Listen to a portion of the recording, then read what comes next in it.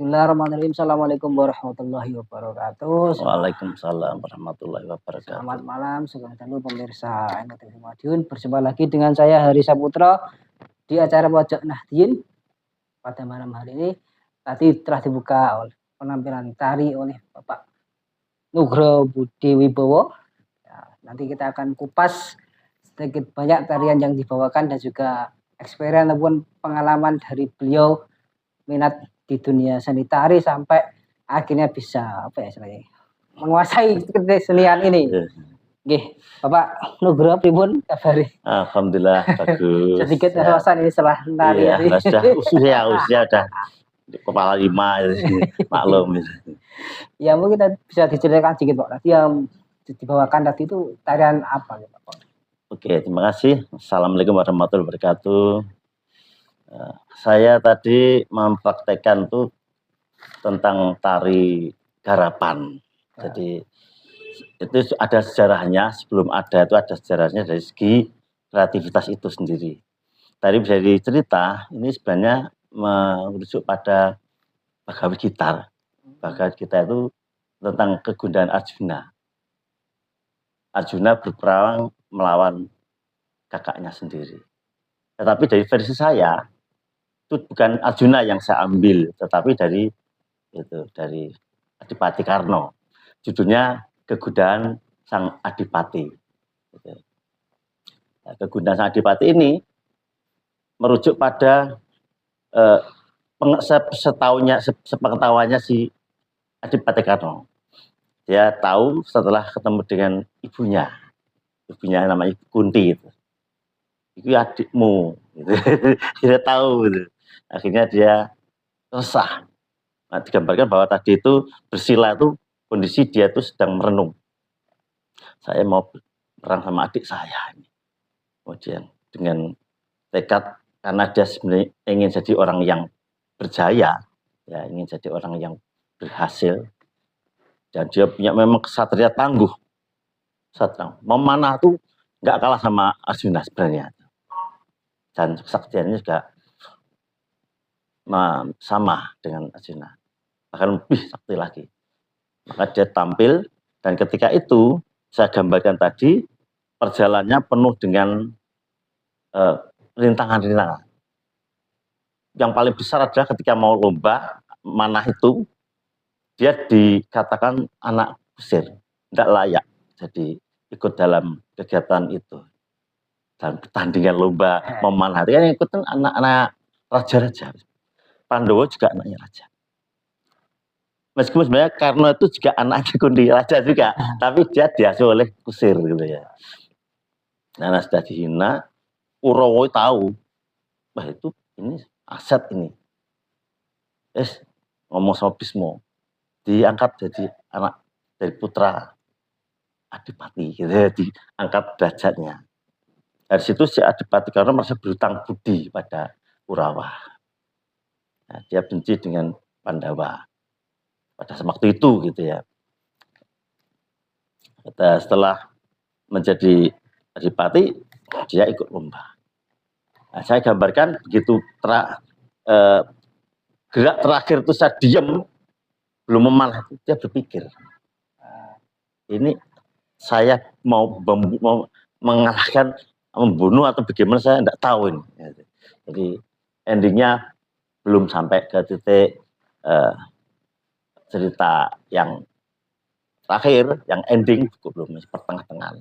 Karena ini judulnya ada Kegundahan Sang Adipati. Saya tarik ke belakang dulu nih Pak. Dari dulu dia tuh tertarik dengan dunia seni tari itu gimana Pak? Siapa yang memperkenalkan atau apa yang membuat jenengan itu tertarik gitu? Apa dari keluarga, ada darah keseniannya gitu Pak? Iya, ini bapak saya dari Solo, dari belakangnya Solo, dari sering nonton TV, wayang kulit, wayang orang, dan kumpul dengan abdi keraton sehingga menemani putra ratu raja di keraton Solo, karena ikut Pandu, dulu itu Pandu menemani putranya mahkota. Tapi karena senang dengan seni tari, saya SD dileskan SD saya sudah les di Madiun, Pak Sunario almarhum, itu guru saya, dan saya menari 3 tahun, saya selesai. Dimulai dari umur 3 tahun Ada, apa? ya mulai dari kelas Oh, 3, 4, 5, 6. ah, Nah, selesai kelas 5, 6. SMP enggak les, saya hanya ikut-ikut saja. Kemudian SMA, kuliah. Nah, kuliah saya di STSI, Sekolah Tinggi Seni Indonesia sekarang di isi. Surakarta. Iya, sekarang isi. Saya masuknya ASKI, Akademi Seni Karawitan Indonesia, Oh, tahun 88.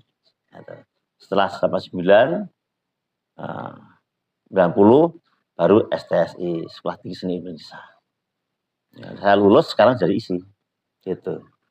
Nah, saya pengalaman menari dari perkuliahan itu. oh, Ya.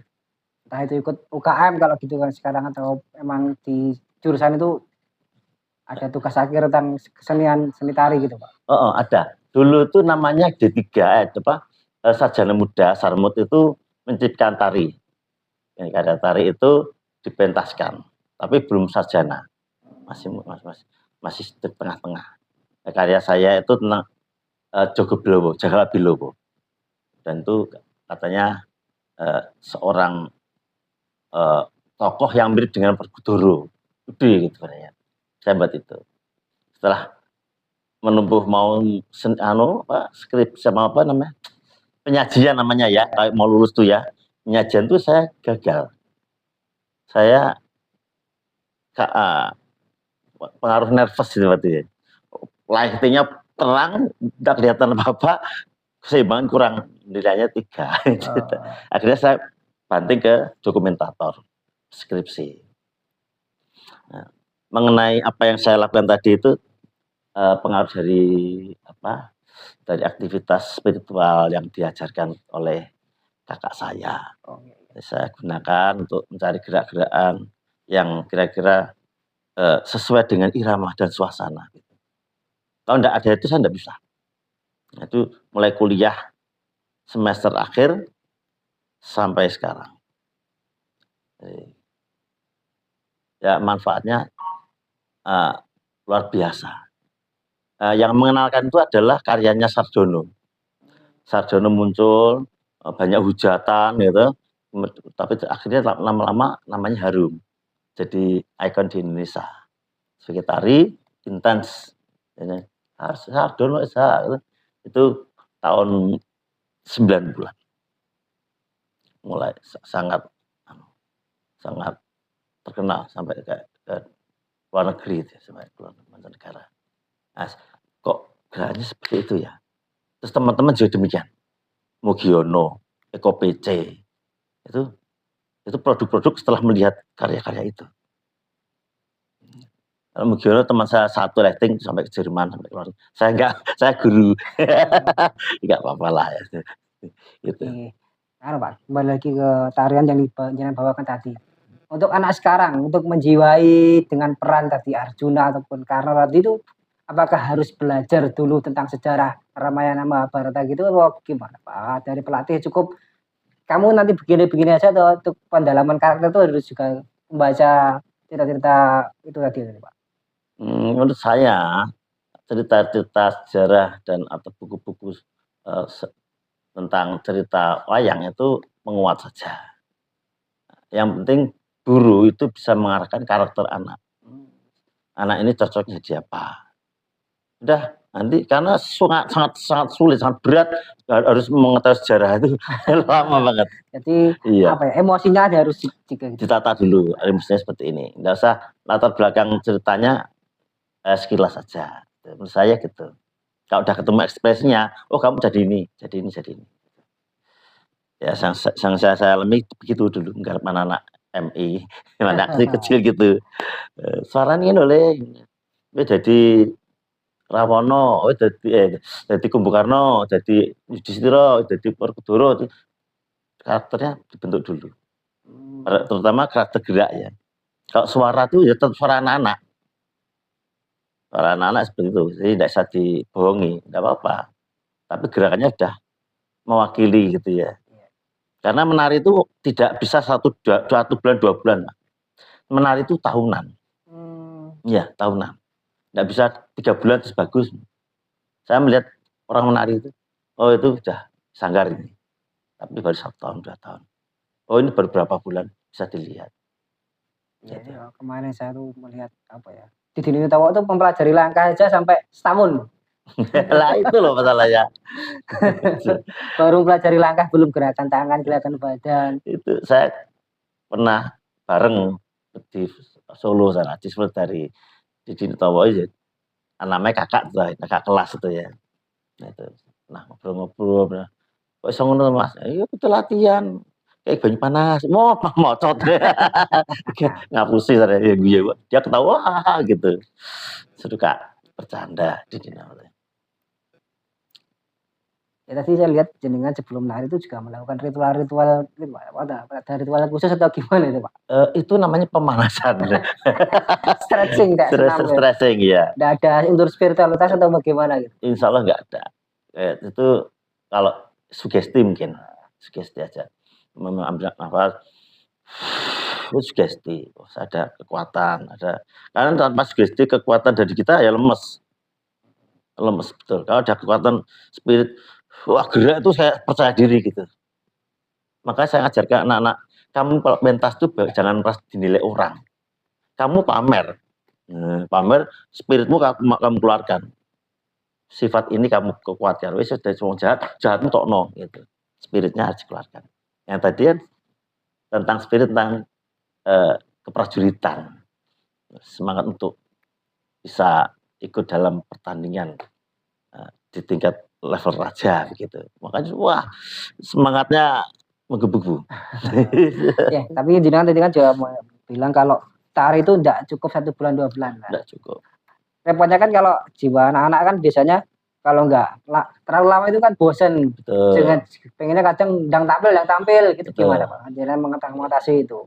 Itu sebenarnya sudah diatasi oleh Bagong Sudiarjo, orang Jawa, orang Jogja itu. Dia menjembatani antara tradisi dan kreasi. Jadi bentuklah kreasi tradisi. Gara-garanya enak, sesuai dengan irama dan ritmenya itu disukai anak-anak. Jadi begitu dilatih langsung bisa dalam waktu berapa bulan. Karena bukan ketelitian geraknya, nyempurit, ulap-ulap, nggak ada, itu pokoknya jeleng gitu. Itu salah satu cara anak itu suka dengan tradisi. Karena gamelan itu dari tradisi. Cuma ritme dan lagunya beda dengan yang ada di geni-geni Jawa. Kalau anak lebih ceria gitu. Iya, lebih ceria. Senang dengan garapannya Bagong. Saya juga mau ke situ. Dan kebetulan baru berapa tahun ini saya bisa ngajak anak untuk menikmati itu. Dulu siswa baru 7 orang, sekarang sudah 47 siswa saya. Tanpa paksaan. Tanpa paksa, datang sendiri. Nah, cuma itu tadi namanya anak itu ya jangan bosan tadi itu ya, itu tetap ada. Tapi dia di situ terus. Seluruh keluarga enggak mau. Dari orang tua sendiri Pak gimana? Pak pendapatnya sudah mulai perhatian dengan kesenian tari ini sendiri atau masih acuh tak acuh lah dengan kesenian tari ini Pak? Kebetulan yang ikut sendra tari dan tari itu orang tua support. Jadi ya menunggu anaknya selesai. Udah jam 9, gimana Bu? Enggak apa-apa terus saja gitu. Anaknya kalau pengen nari gitu, ya wes, enggak apa-apa. Nah, kan ada anak yang nganggur ya Pak ya, ada yang tidak ada les, tidak ada kesibukan lain, jadi di situ ya minta nari terus. Tapi ada kesibukan ya, Pak nanti saya les renang Pak, silakan. Jadi, orang tua support, pokoknya anaknya mau apa, saya terus masuk nari ataupun sendra tari. Butuh pakaian, ayo monggo nanti kita. Tapi kalau dibandingkan kan sekarang budaya luar udah mulai masuk ya, istilahnya K-pop lah, tarian-tarian Korea ataupun tarian India itu kan juga menjadi apa istilahnya, saingan Momok. dari ya Jadi momok. itu bagaimana Pak? Kan juga anak muda sekarang kan kalau di TikTok paling ya dia cover-nya nari-nari Korea, nari-nari Hindia gitu. Gitu ya. Kadang ya sedikit lah yang pakai tari-tarian tradisional gini. Ya, ada. Anak saya itu macam-macam. Ada yang suka K-pop, ada yang suka tari Korea gitu, APT gitu. APT ya. Aku ya ikut belajar. Oh ternyata Pak bisa ya, gitu loh maksud saya. Gampang wi, sing angel iki lho. Kowe kudu iso, iki budayamu, ngono gampang. Dan saya tidak akan membatasi.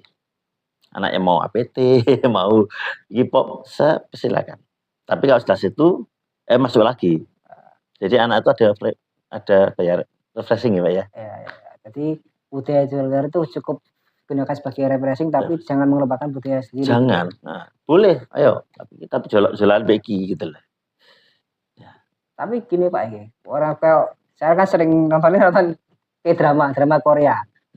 Orang-orang Korea itu kalau buat film atau buat series itu pasti budaya-budayanya dimasukkan, entah itu tarian ataupun makanan lah paling minimnya tuh pasti dimasukkan. Kalau kita sendiri orang-orang Indonesia ini kalau buat film sedikit sekali yang memasukkan unsur budaya gitu. Kemarin ada toh nambah kecot enak tenang mlaku ning perapatan kan buat konten ya, buat film aja. Film kan lebih pasarannya luas itu kan konten. Kalau film kan bisa pasarannya juga dunia gitu Pak. Ini kan kalau saya sering lihatnya kan film Korea itu budayanya tuh dimasukkan ke unsur film, entah itu hanya sekilas beberapa detik tapi ada promosi budaya. Kalau di sini tuh paling ya budayanya itu kalau film yang mengangkat unsur daerah kelokalan jarang, yang misalkan tema percintaan tapi ada unsur budaya itu jarang. Kalau di Korea itu temanya apapun ya pasti ada unsur budaya yang dimasukkan. Nah, ini India juga demikian. Iya kan, India malah tari-tarian pasti ada kan. Iya. Memang gitu. Kalau perfilman bukan ranah kita. Jadi ketika saudara melihat potensi garapan dia itu kok dimasukkan seni tradisi, judulnya mungkin ya tentang kejawen.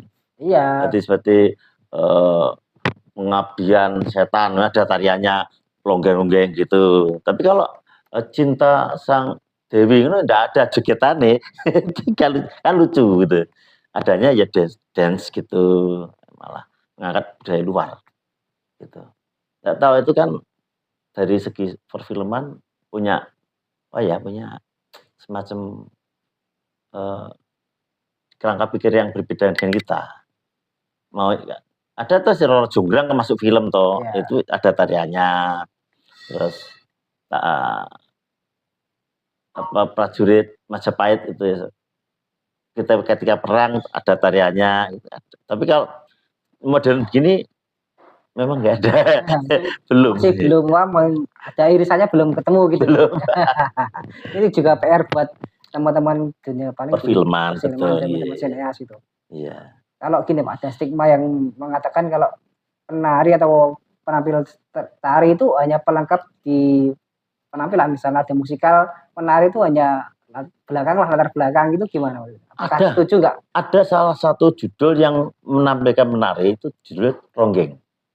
Itu Ronggeng itu diangkat karena melihat perbedaan Ronggeng dulu dan sekarang. Nah dia ngangkat Ronggeng dahulu, pakai ginjo, pakai ajian jarang goyang begitu, diangkat dan akhirnya dia membunuh orang seperti itu. Nah itu yang diangkat seninya, tapi ada unsur drama di situ.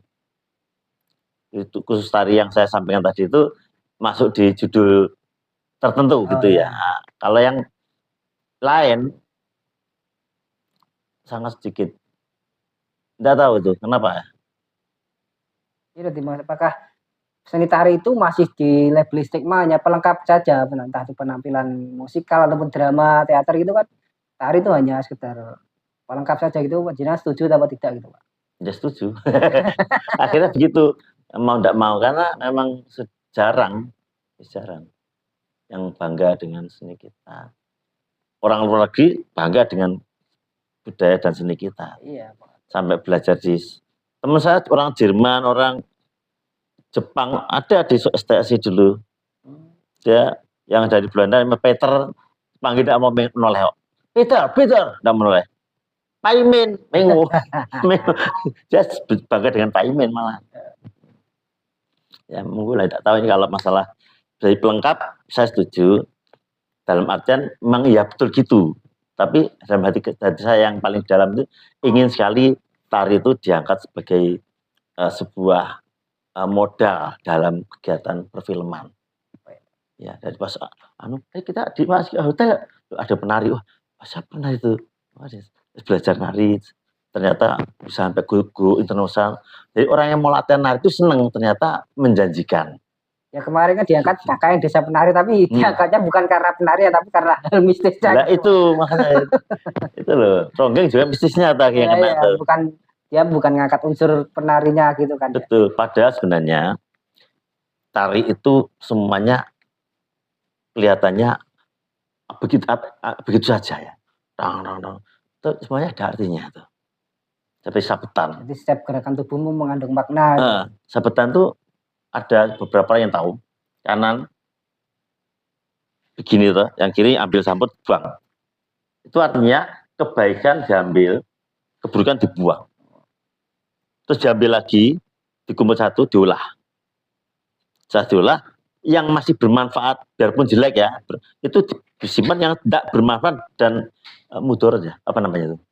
Yang mudarat dibuang. Terus kita letakkan di ada artinya. Ini gimana orang awam bisa mengetahui hal itu bagaimana? Ya cerita. Ada narasi kan itu kan? Harus ada narasi. Gitu. Iki juga sebarang apik le, simpen ning kene sing elek gua. Oh, atau sing elek mah balik ke meneh, diolah, mbok menawa sing iso berguna, sing gak berguna gua. Terus ditoto. Nah, sing ejak gondelon sing apik iki. Ulap-ulap sing ngene. Kalau orang Solo gini, kalau apa? Jogja gini. Nah, Solo gini. Gini ya Jogja. Jadi penikmat tari pun juga harus belajar tentang tari gitu. Iya. Saya paling tidak supaya tahu makna gerakannya itu sendiri kan. Betul. Dan orang bilang terutama senior kami bahwa gerak itu lebih luas daripada kata-kata. Melihat itu kita tidak sama menafsirkan mata memandang loh. Juga gerak mata kita. Seneng apa ora apa. Tapi kalau misalnya aku senang padamu, mata udah ngomong aku senang sama kamu. Tapi kalau kita lihat arti ekonomi terusan bingung dia menurut dia bisa menafsirkan dari mata itu. Hanya mata dulu, belum tangan, belum kaki gitu. Gitu loh. Jadi makanya sendiri kami yang mengatakan gerak itu bahasa lebih luas daripada kata-kata. Tapi kalau penontonnya menginterpretasinya berbeda dengan apa yang ingin disampaikan penari itu nggak masalah kan, Pak? Sah. Teman akhirnya kan luput. Saya seneng dikira benci, saya kan luput itu, meleset itu. Pasti jika kita menyebut nama Mas Didik ini tahu, kan beliau itu bergeraknya di tari crossline gender, Pak. Ya, pria tapi menarikan perempuan itu gimana Pak? Pendapat jenengan? Saya tuh bangga punya Mas Didik ini Bapak itu. Dia punya talenta yang luar biasa. Meskipun sebenarnya sederhana banget ya. Ini tok. Ini sederhana, tapi ternyata banyak yang kagum dengan mereka, dengan karya-karya dia. Saya sebagai penari juga melihat iso aku ngono kuwi. Dan orang lain juga iso aku ngono kuwi. Tapi kan kita tidak seperti Mas Nini toh. Gitu loh. Itu yang saya sampaikan, kalau saya bangga memang. Cuma orang punya kelebihan masing-masing. Pak, kemarin saya baca ini beliau sampai dibuatkan biografi oleh Universitas di Jepang. Betul. Sampai ke sana kan dia. Iya. Tapi begitu beliau mengenalkan budaya Indonesia itu begitu perjuangannya begitu hebatnya. Tapi kalau yang saya sampaikan tadi, kenapa kok biasa aja? Kan alasannya adalah dia pun tidak bisa meniru saya. Gerakan saya dia tidak sendiri. Gerakan teman saya dia tidak sendiri. Tapi saya juga tidak sendiri sampean, gitu loh. Meskipun saya gampang itu, tapi orang lain dia tuh orang bodoh, orang didikin cowok gitu. Gitu. Berarti setiap penampil tari itu punya ciri khas ataupun punya daya tarik tersendiri. Tersendiri, gitu. Betul. Setiap orang punya ciri masing-masing. Kalau jenengan lebih fokusnya kemana? Ke Mataram ataupun ke Lepas ini saya geraknya gerak tidak mengambil satu etnis. Ini kalau saya katakan tari intens itu gerak terus, meskipun mengalir aja intens, meskipun diam itu ada yang gerak itu, ada yang gerak badan kita, gini misalkan. Jadi tidak ada yang diam. Tari Solo, ada yang diam tuh, kita enggak, saya enggak, saya ada gerakan di anggota tubuh yang lain. Itu namanya apa? Ya namanya gerak intens. Tidak ada pakemnya gitu Pak ya? Enggak ada pakemnya. Pakemnya ada suasana. Biasa suasana seperti ini, gerakan seperti ini. Temanya begini, gerakan seperti ini gitu. Kalau tadi Pak, kalau penampil tari diberi stigma apa ya, misalnya yang cewek dalam tanda kutip menjajakan tubuhnya gitu. Gimana? Kan nyuwun sewu kadang kan mega-mega kadang di masyarakat kadang kan belum bisa menerima. Iya. Itu sering kita mendengar kata-kata seperti itu. Tapi dalam tari itu tidak ada kamu seperti itu. Karena tari itu yang dibutuhkan keindahan. Nah, keindahan mana tadi mana? Ya igolannya itu gitu ya. Bumi berputar. Mana ya biarkan putar-putaran itu. Gitu. Mengelilingi matahari itu yang paling penting. Itu baru. Nah, penari laki-laki kegagahannya. Yang lanang mega-mega ya lucu gitu. Jadi terserah penonton itu bila melihat perempuan egol-megol itu dengan nafsu ya monggo.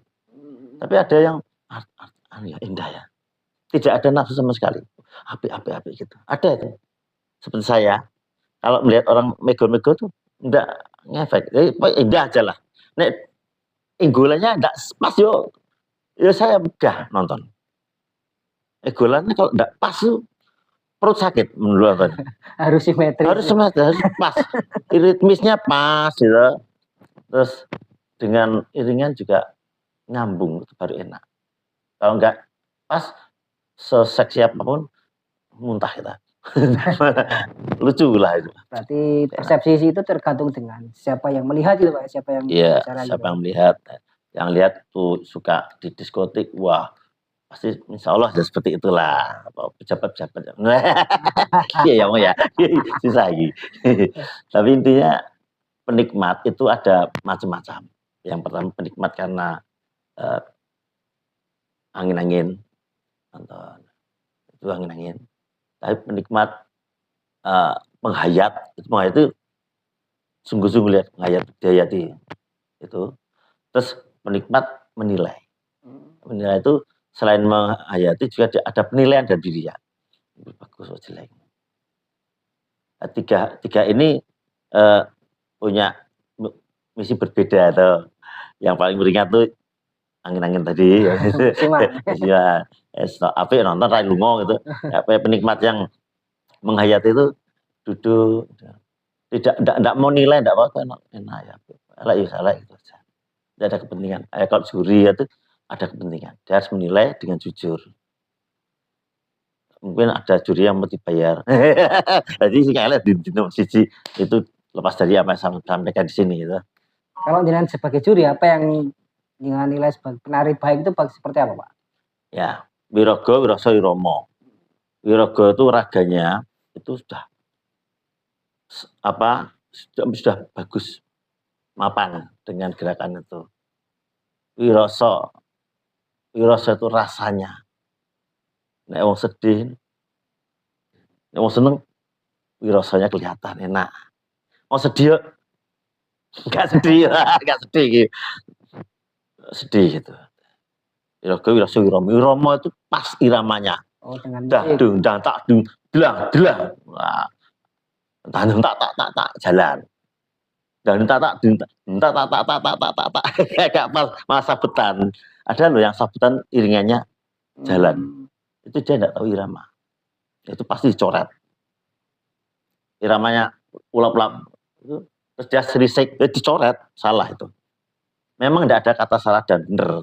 Tapi memang enggak indah. Tetap harus mendekati kesempurnaan. Artinya iringan itu ada ada gerakannya. Iringan tuh mengiringi gerakan kita. Nek melaku melari apa nama selisik ya Mas ya. Tak dedah tak gitu mesti selisik. Semua orang penari tahu. Dah tudet tok dah tak tulurudet itu laku telu mesti. Nah, dah tudet ini selisik ya lucu. Kayak kita mesti guyu. Siapa cak gitu. Tidak paham irama. Wiraga wirasa irama. Itu yang paling penting. Kalau dia sudah cocok, tinggal kita bandingkan mana yang paling bagus. Good looking, apakah juga masuk penilaian gitu Pak? Masuk, cuman itu bukan faktor penting. Yang tiga itu, wiraga. Good looking, cuantik nih, orang wiromo, orang wirogo, orang wiroso, selesai tuh. Kilo hayu Mas, sorah, aku harus ngelak kan rumah. Ya, kan sekarang eranya kalau menjual good lookingnya kan dia bisa ditampilkan di tengah sebagai center ataupun sebagai apa lebih gitu. baik jangan banyak gerak. Meneng ini, mesem ini, udah pas hilang ini, padong, lap ya. Mau gitu aja, nggak usah, malah nggak bisa nari loh ya. Tapi rata-rata penari itu orangnya cantik-cantik. Good looking tadi ya. Kalau selama ini penampilan yang paling berkesan dengan yang pernah dengan tampilkan itu di mana ataupun dalam event apa gitu Pak? Saya jenengan ingat lah. Saya tuh terkesan pada saya kuliah ngisi manten. Saya nari dengan seorang perempuan teman saya, rumahnya Brebes, Dia Krisna namanya. Itu tari Bunjari dan Cigerwang. Itu Cigeran Bunda, Bunjari itu dari Jawa Tengah, Jawa Barat, Jawa Timur. Itu enak jeketnya. Dan sampai sekarang masih ingat saya. Masih ingat tuh. Menceritakan apa itu? Kalau Bunjari itu semua pergaulan. Oh. Masa muda kan suka bergaul kan, ya. Tarian pergaulan. Ya. Terus yang dekat ini itu kan masa kuliah. Dekat ini saya menciptakan tari dari lagu Siti Nurhaliza. Karena di MI tidak boleh tari-tari Jawa. Saya pernah tari Jawa sekali ya Pak itu balis golo-golo. Dulu tidak boleh. Saya mikir kok awalnya apa? Saya pakai kaos dan pakai apa mindset ya. Nah, semua pakai mindset. Akhirnya boleh. Karena tari Jawa itu kan tidak pakai apa-apa. Ligo kayak kemben gitu. Nah, ternyata itu kuncinya hanya itu tok. Saya dikebiri selama beberapa tahun itu karena tidak tahu caranya mensikapi. Ternyata pakai lomba gambyong kalah karena pakai jilbab. Padahal tari gambyong di sana itu saya bisa nilai. Saya tahu sejarahnya gambyong Mas. Jurinya belum tahu loh. Belum tahu. Gerak tari gambyong tidak boleh lebih dari cetik. Itu saya lihat tari gondok tari ini tradisinya dari mana? Juara 1. Murid saya tak setel tidak boleh atas ya. Selesai. Salahnya apa? Pakai jilbab. Akhirnya lomba-lomba saya tidak mau ikut. Cuma akhirnya udah tari-tari apa? Tari Minang, tari apa gitu aja lah. Tari Cinde yang saya tari Cinde. Ya, kalau yang jenengan lihat penari ataupun penampil yang jenengan lihat yang paling buat Anda jenengan berkesan itu sinten? Di Madiun ini saya tuh tidak langsung masuk ke komunitas tari. Karena memang saya kayak kayak home alone kayak di rumah sendiri gitu loh. Jadi menikmati diri sendiri. Penari yang ada tuh ya biasa. Yang bagus itu pas lomba. Saya jadi juri di Bakorwil sana. Yang menang dari Tulungagung. Di Madiun tuh bagus, tapi tradisi Mas. Jurinya ada 3. Saya, orang Bakorwil, sama guru perempuan ini Sanggar. Nah saya S1 tari. Dia tuh jadi juri 1. Dia punya statement pemikiran gerak yang dibuat sendiri Jadi garapan sendiri itu yang nilai tinggi.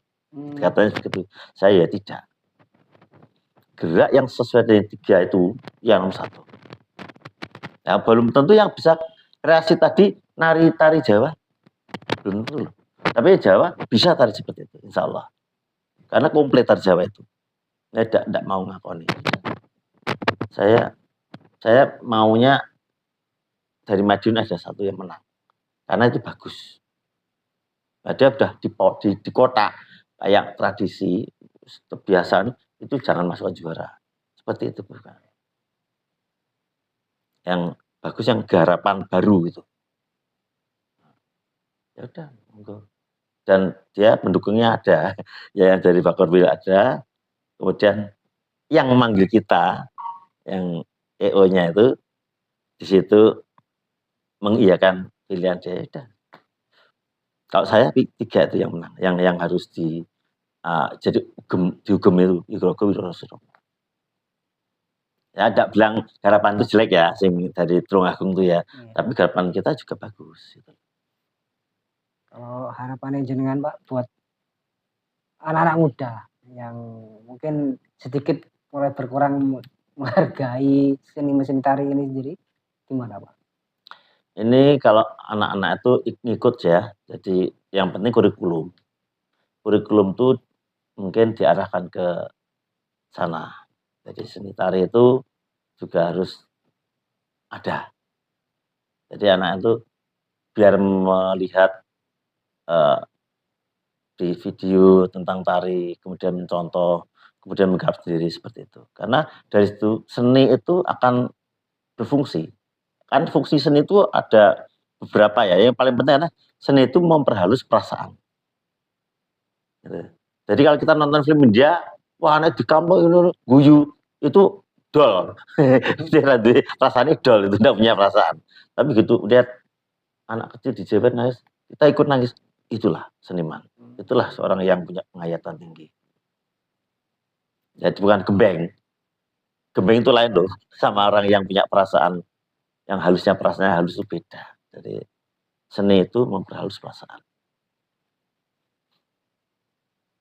Tadi jenengan juga bilang kalau ada unsur spiritualitas kejawen sebelum menampilkan penampilan tari itu Pak. Ini pengenalnya bagaimana Pak? Kok bisa ada unsur-unsur kejawen itu? Oke. Berarti ini flashback ya. Ya. Nggak apa-apa ya ini ya. Apa? Artinya saya sebenarnya tidak mau ke situ ya. Takut sirik gitu. Tapi enggak ya Ini ini.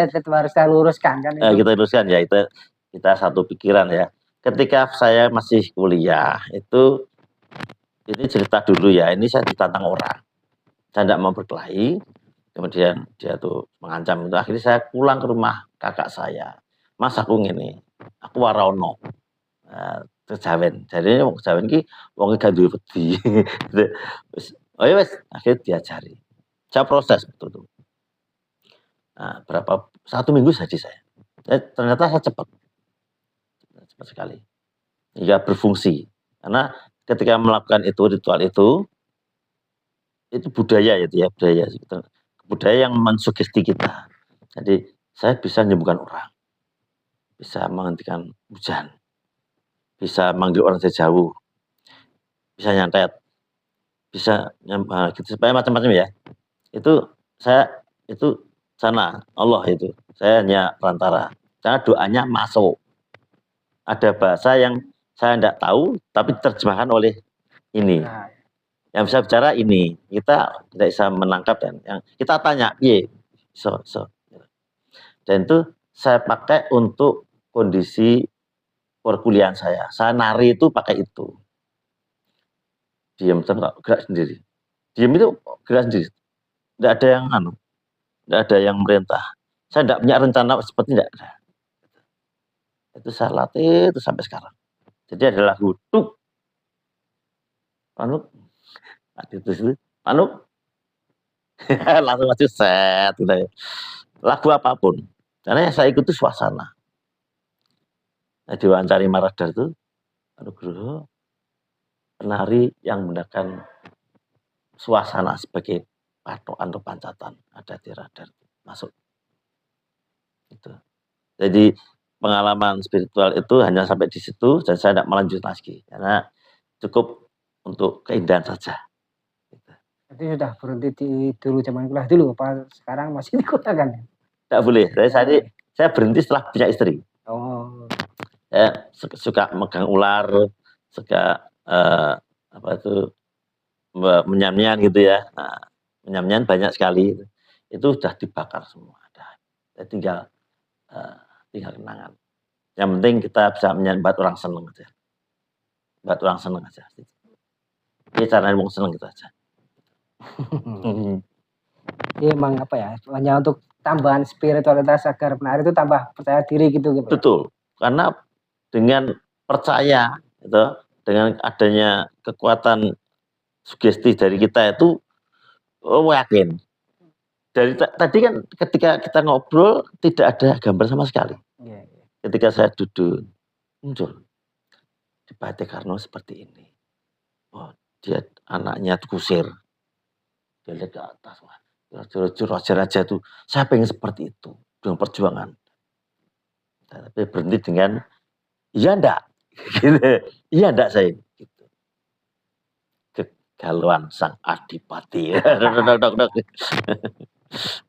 Iya, mungkin untuk mengobroli untuk obrolan kali ini mungkin pesan jenengan untuk kaum muda tentang budaya di era sekarang ini khususnya di seni tari itu apa Pak? Oke. Terima kasih untuk kaum muda ya, sebaiknya jangan membatasi diri. Apapun yang disukai, seni apapun itu bagus. Tetapi jangan meninggalkan seni tradisi kita. Tradisi Jawa itu ada 2, Solo dan Jogja. Ada di Madiun ini termasuk jajahan Mataram, masuk ke Jogja, masuk ke Surakarta. Jadi tari-tarian dari Surakarta atau Jogja itu punya nilai yang adiluhung. Ya, tari apa aja boleh, tetapi jangan melupakan seni tradisi kita. Wirogo, Wiroso, Wiromo itu adalah kunci seorang penari. Ya, gitu. Terima kasih waktunya Pak Nugro. Semoga dapat menginspirasi kaula muda yang menonton ini dan nasihatnya juga sangat berkesan bagi saya untuk terus menghadirkan para seniman-seniman di Madiun ini untuk sini membuat menginspirasi ke teman-teman muda agar tetap melestarikan kebudayaan di sini. Sekali lagi terima kasih Pak Nugro. Sama-sama. Semoga sehat selalu. Alhamdulillah. Tetap berjalan bersama kami di Gus Durian dan juga di JKM bersama Pak Titus di sana. Terima kasih para pemirsa yang telah menonton Pojok Nadien pada edisi kali ini. Kita berjumpa di Pojok Nadien di selanjutnya. Wassalamualaikum warahmatullahi wabarakatuh. Waalaikumsalam. Selamat malam, Selamat malam.